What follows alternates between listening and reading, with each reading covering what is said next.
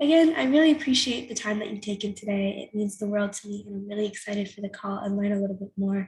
I know we've kind of very briefly talked on the role play call with my dad and Duke, and I've heard some really great things from my dad as well. But I'd love to hear a little bit about your journey and kind of how you came to where you are today. Sure. First of all, thank you for having me. It's an absolute pleasure. And I really admire what you're doing. And I admire that being a young person, uh, that I admire what you're doing. And I Oh, think that thank lends a you. lot to your dad and just Yeah. him being able to guide you, right? And set the example and keep you accountable. And so, yeah, I'm really excited to watch you grow. Um, and so what was the question? I'm sorry. No worries. Yeah. Well, I'd love to learn. I know a few things that we've learned about each other through, my dad and the role play call that we were both on a few times. But I'd love to hear a little bit about your journey, kind of how you came to where you are today. So it's an interesting story. When I was growing up as a kid, I was very influenced by both of my grandfathers. Mhm. My grandfather that I was closest to most was going to be my mom's dad. He was a brilliant engineer. He worked as a civil engineer. And I believe that's where my mind came from, was from him, figuring things out, figuring out solutions to problems, things like that. My dad's dad was completely different. He was a businessman. He was not an engineer. He was not a very technical, analytical person at all, but he was a people person. And his ethos was quality work by quality people. And I was probably more skewered towards my dad's dad, because both my aunt and my uncle were very successful realtors. And I learned from a very young age that real estate, because of what my grandfather built as an engineer, and then what my aunt and uncle did as far as the sales transactions, I learned from a very young age that real estate is one of the best paths to financial prosperity and independence. And so both my aunt and uncle were wildly successful realtors.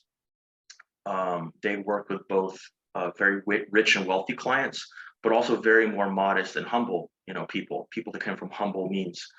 And they didn't care about the money.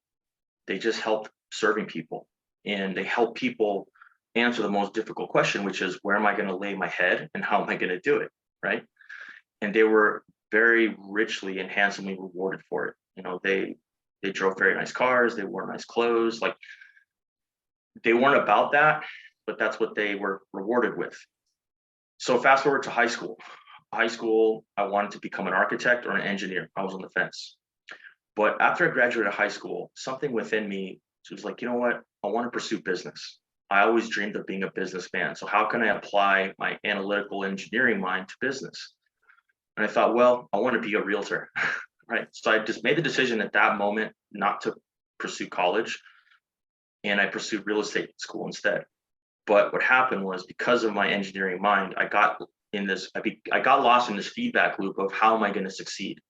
I'm 19 years old. I don't know anybody. Nobody knows me. How am I going to make this work?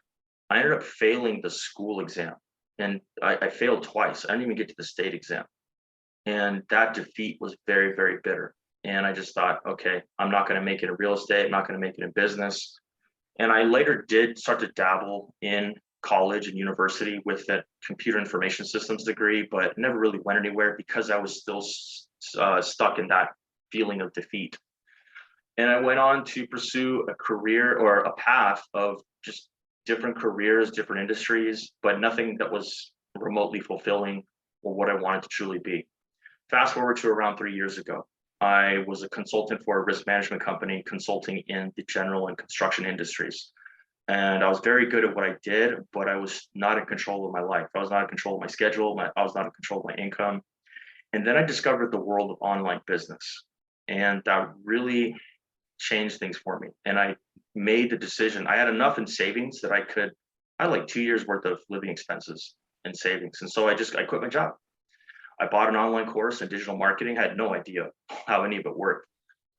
And I forayed into that world of online entrepreneurship, digital marketing, and I failed, just like I failed with my real estate endeavors. I failed over and over again with, what was I doing, getting clients. I had no idea how to do anything. And I ended up meeting somebody who would later become my mentor, a coach, business partner of sorts. And he really helped me through my personal development journey. I had to become the person deserving of the things that I want to pursue. And so that's kind of where I'm at right now. But now I've rediscovered how to help realtors because I kept coming back to real estate. And I thought, okay, anyone watching this who's a realtor or in digital marketing, if you're familiar, it feels like a very saturated space.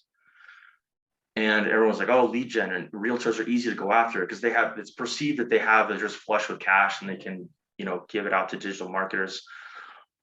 But I took a step back and I looked at the market as a whole. My engineering mind, I thought, okay, there's a lot of stuff broken in this industry. There's a lot of stuff that's broken on the fulfillment side. There's the way it's being sold is broken. The way the realtors are putting it into effect is broken. And I started to engineer, I reverse engineered how to help real estate agents succeed. And it was almost like, okay, this is a personal mission now because I want to help the people that are lost. A lot of realtors have been burned in the past because of these services. They've been burned, they're stressed, they don't know what's going to help them succeed. They need a helping hand. And that's the realtors that succeed, they know how to succeed.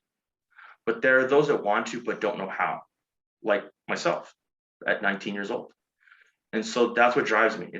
What drives me is to create service-based products that will help give real estate professionals, whether they're in sales or they're investors, a clear path forward to get what they want, what they truly desire, which ultimately is control over their time and their income, but help them, give them the tools and the strategies that are necessary. And most importantly, a clear path forward, because helping them is like helping my younger self. So that's in a nutshell, my story, what I do and why I do it. That's incredible. That's awesome that you're able to take. I know those are some pretty hard things to do, failing some of the things that you wanted. It's really not easy. It can do a lot to yourself. And I'm glad that you're able to kind of push that through that in a way to where you are now of helping other people that felt how you felt. And I think that's really awesome that you're able to look at the market and be like, okay, I don't just want to go and I don't just want to sell. I don't just want to make money. I want to fix a problem that I see is a problem.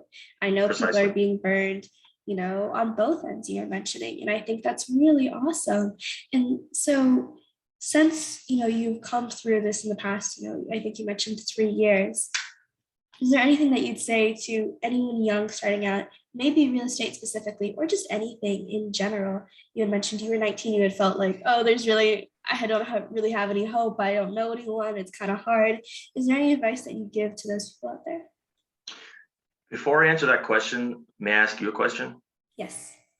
How do young people feel today about the future, about the world? It's important that I know that because I don't want to assume something. That's a great question. And can I ask with a follow-up just so I can clarify? Do you mean in general from what I've noticed, or is there something that you may have noticed and you just would like me to kind of give you a little bit more insight on that? Great follow-up question. The reason I ask is because what I see looking from an outsider looking in, I see young people lost, and everyone says that. Well, young people are always lost, but the world is very different today. It's Yes. very different. Young people today, especially in your age bracket, you grew up after September 11th. You grew up Yes. through the invention of the iPhone, the invention of smartphone technology, Web 2.0, social media. I mean, Facebook didn't come out until after I graduated high school. Oh, You wow. guys lived through the financial crisis, Mhm. political, everything, Donald Trump.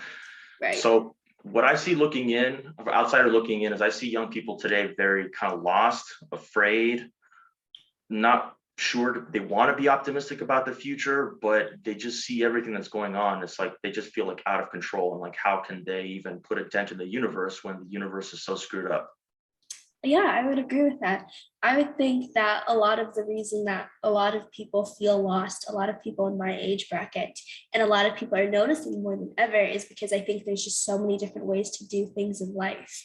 Before, 9/11, I would say maybe, not that 9/11 was the exact impact, but I think you're mentioning like that was a really decent turnaround, is that, or I should say more like of the smartphone and Facebook, etc.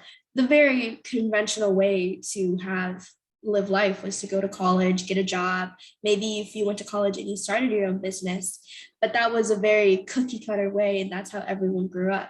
But and now I think with social media and the way that influencers are coming up, you just post a few things on Instagram, and a lot of people are finding that on YouTube and finding different ways. And I think there's just so many different ways to do things that people really don't know what calls best to them, what is really the best life for them. Because it's not that it's a bad thing that there's different sources of income and different sources of lifestyles. I think that because that there's so many and a lot of it is so new, people don't know the exact way to get into things without seeming crazy or weird, and it's harder, and there's not, it's because it's so new that there's really no studies behind it, nothing to really give people a path of, okay, you want to be an influencer, here's like a way you can do it.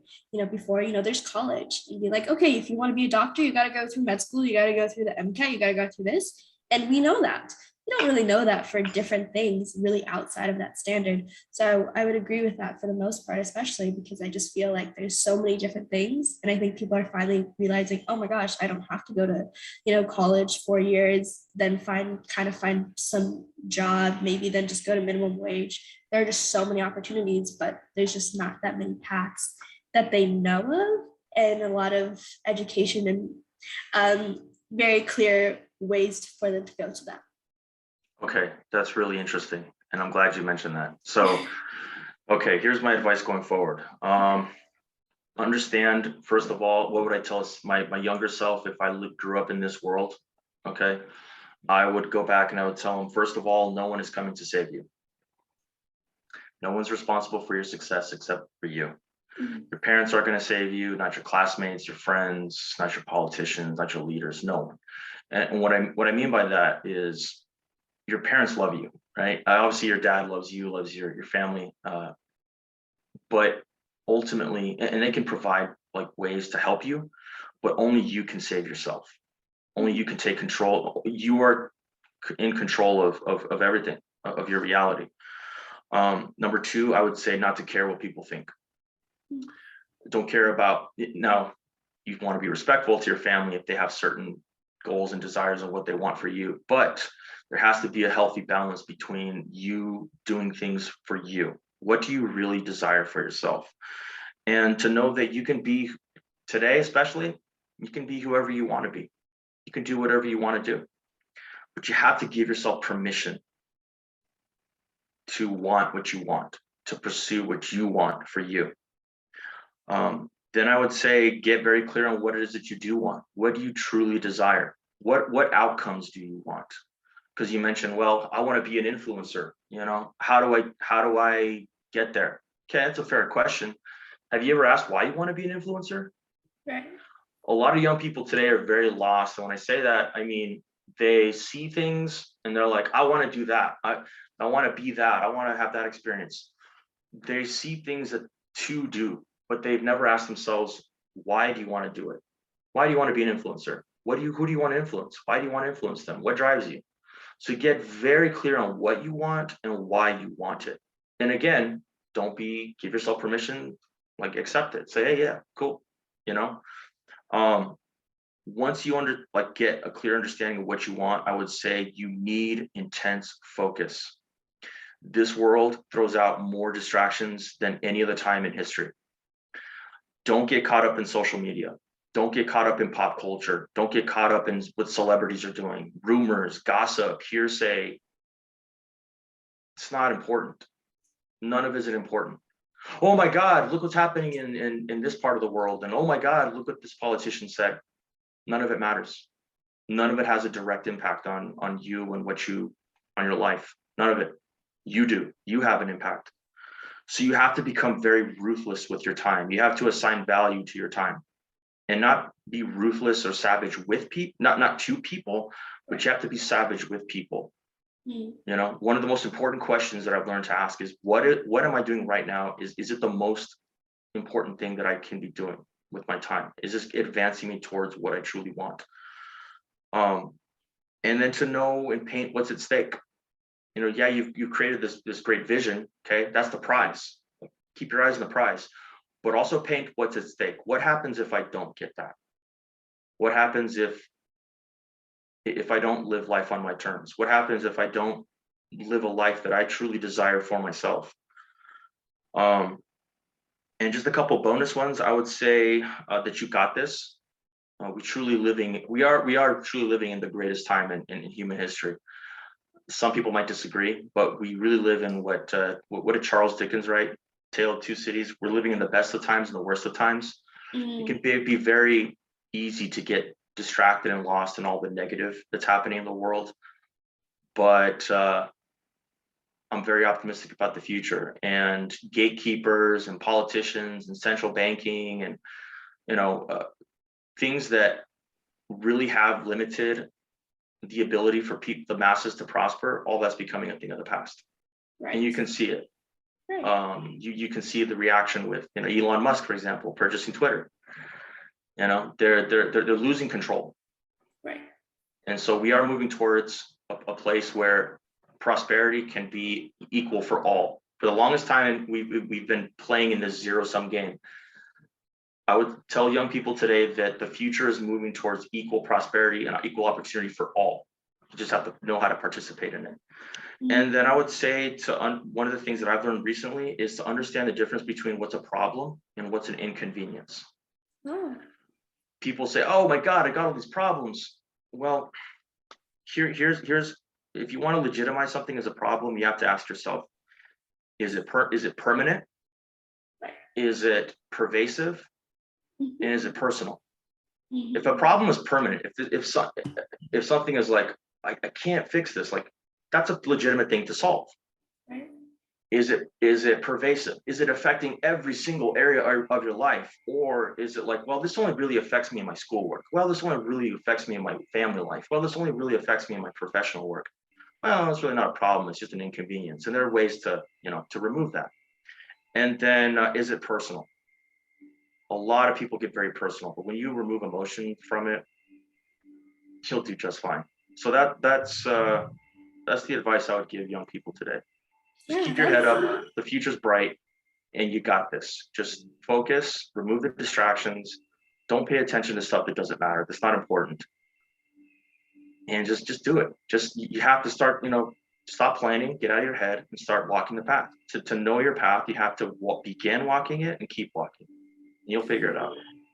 definitely, yeah, that's really powerful. I really appreciate you taking a few minutes out of your time to spend it with me and sharing that you all that you did, because that was really, really powerful and incredible. I really liked the inconvenience versus problem, because I think that it's easier to generalize things and not really look into the deep root of, you mentioned why would you want to do something like that. I think it's easy just to be like, oh, that's something that bothers me, or that's something I want to do, and not really look into like, okay, why is it like this? Why am I being pulled to this? Why is this bothering me? Things like that. And I think that's really important, because it's easier when you have a very good understanding of your own motivations. And then it helps when you look at other people's motivations. Why did this person say this to me? Why is this person acting like this? I thought I did everything right. Well, clearly I didn't, because they were saying these things that I was not expecting. But now I know that this is something I can expect, and this is how I can overcome it. So those are just some really amazing points. And I appreciate you coming on and sharing a few minutes. It's been an absolute pleasure. You're welcome. Thank you very much. And I just want to add one last point to what you said. When you start to understand your own motivations, you hit the nail on the head. When you start to understand your own motivations and why you behave a certain way, when you go really deep and understand like that 3 layers deep kind of thing, Mm-hmm. then it helps you begin to notice patterns in other people, and you can more better predict their behavior and understand why they do certain things a certain way. And I say that it sounds really Machiavellian, but it's really not. It's just an evil. But it's just Right. it's helpful. It's helpful, and when you come from a place of positivity and you want to help other people, it helps you achieve what helps. It helps you to help them get what they want. and it Yeah. just brings people together, and it just helps you connect with people and empathize with people, and we can all together achieve better outcomes.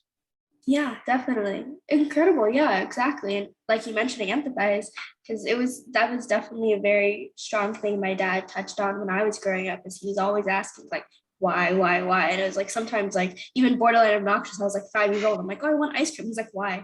I'm like, I really I want love ice your dad. cream. And he's like, yeah, but like, why do you want ice cream right now? Why that flavor? And I was like, I don't know.